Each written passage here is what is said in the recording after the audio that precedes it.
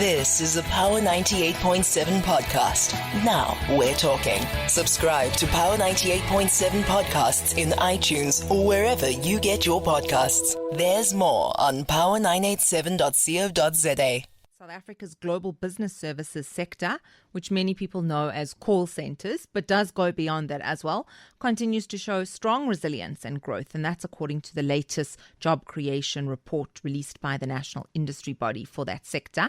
And the report shows that between April and June 2025, the industry added over 8,000 new international jobs and contributed 2.3 billion rand in export revenue. We speak to the CEO now of that industry body called a Business Process Enabling South Africa, Reshni Singh. Thanks so much, Reshni, for your time. Good evening, Tahila, to you and your listeners. Thank you for having me. So let's just clarify what global business services are. I did refer to them as call centers, but it does go beyond that, with many companies choosing to centralize and offshore some of their functions. Most definitely. The global business services sector involves the delivery of services such as finance, accounting, IT, HR, customer experience, and analytics support. And it's often across international clients and geographies. Okay. So why are people coming to South Africa for those services? What do they see about the ability of South Africans to deliver those? So firstly, it's definitely the global demand for offshore service has definitely increased, and South Africa is increasingly seen as a competitive offshore location for service delivery, primarily because of our language skills, time zone advantages, and cost competitiveness. The second reason is obviously the fact that we have a large share of the new jobs actually go to young people, and South Africa has a very high youth unemployment rate. And there's also a conscious effort between government and the private sector around impact sourcing, and that's hiring from marginalized communities to ensure social upliftment. And then it's the skill supply and the talent advantages. You know, South Africa offers a sufficiently large pool of educated, English-speaking, multilingual talent, which is valued by foreign service clients. And the most important thing is the empathy factor in customer experience. And that has been proven post-COVID, that South Africans have a very high empathy rate and extremely, they're very good at problem solving, etc. So those are some of the key drivers of growth for South Africa. Okay. And how do we compete against other regions? I mean, India is very well known, of course, for its call centers, Philippines as well. So South Africa is the third largest offshore destination for global business services. It's India, it's Philippines, and then South Africa is not far behind. In terms of the markets, we service mostly English-speaking source destinations such as the UK and the US, as well as Australia, parts of Europe, other parts of Africa as well. So to give you an idea, the United Kingdom, about 49% of the work we do services the United Kingdom, and about 34% the United States. So those are massive markets then for South Africa. I'm interested in the breakdown around the provinces, with Western Cape accounting for the largest portion of new jobs that were created between April and June, the second quarter. 50% of all jobs were created there. So I must say that first and foremost, this figure of 8,160 jobs in a quarter is historical. It's never happened in this industry ever before.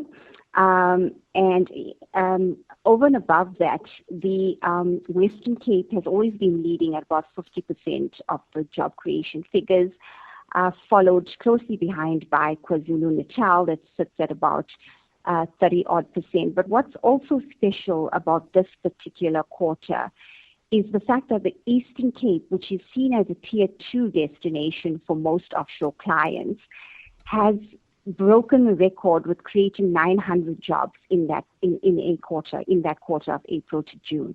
So that is extremely phenomenal. And I just want to say that the collaboration and partnership between industry and government in terms of taking jobs to the people and looking and uplifting these Tier 2 cities is actually working, and we're feeling very excited about that.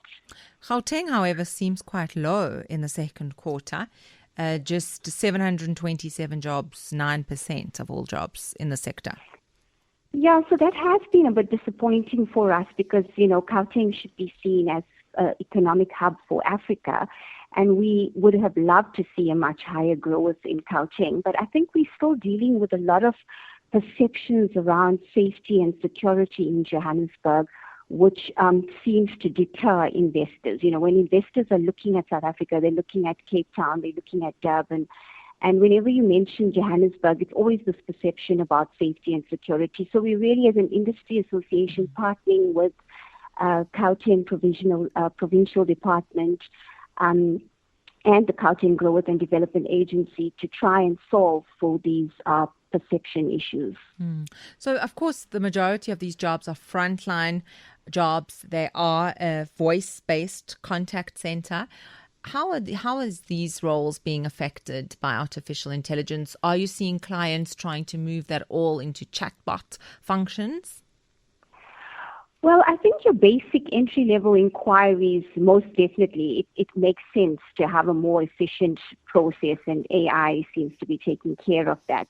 But we're actually not seeing a decrease in the number of jobs. What we are seeing is an upliftment of skills, in terms of the people that are entering the sector. So they are being propelled to a higher level of skill where they can actually work, with innovation, with technology, be able to transition between AI and themselves and assist with more complex type of service delivery in terms of problem solving, etc.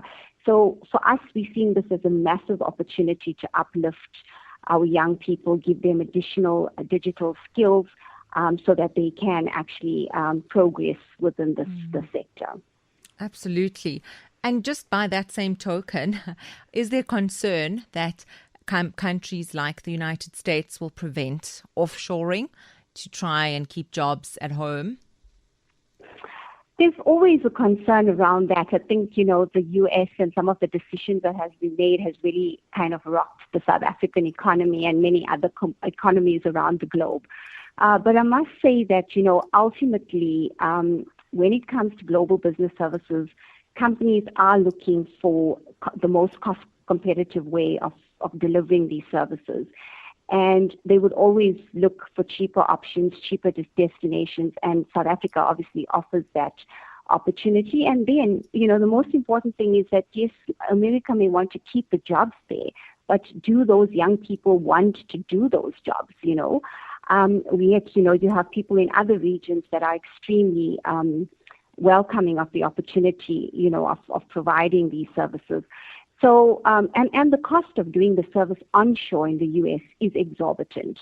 South Africa is at least 65 to 75% cheaper for these services compared to onshore in the U.S. market. And that's, of course, because of our wage market. So from a South African perspective, we are very, as an industry association, we ensure that our young people aren't exploited and that they are paid way above, the minimum wage. However, obviously the arbitrage comes from exchange rate primarily. And, there's a lot that gets invested into young people in terms of skills development, in terms of career pathing. And we have a lot of great success stories of agents who have now become, leaders of South African operations. So, we are offering, I'm not going to say cheap. South Africa does not offer a value proposition around cost arbitrage. It's around quality.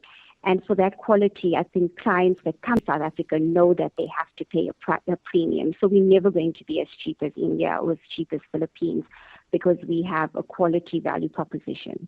Sure.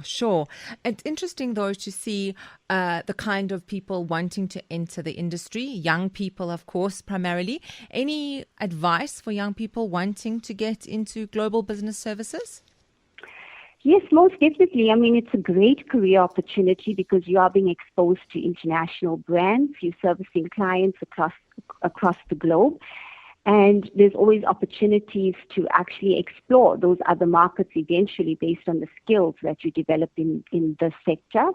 And the fantastic thing about the public-private partnership that we have as a sector is that government has invested in a platform called SA Youth.mobi. It is a data-free platform, and anyone that is unemployed, any young person that's unemployed can register on that platform. And as a sector, we place all of our employment opportunities on that platform and try to match young people through that platform. So young people wanting to get into the sector, what kind of skills should they have already, or what kind of experiences should they have in order to get in there?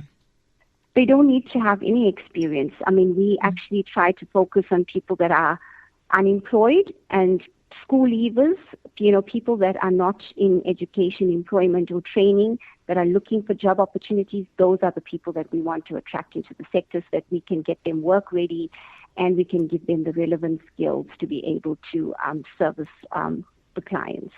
Thanks so much, Reshni Singh, the CEO of Business Process Enabling South Africa. Some interesting data coming out of South Africa's growth in that sector, primarily growing because of the increase in outsourcing, which is affecting so many industries.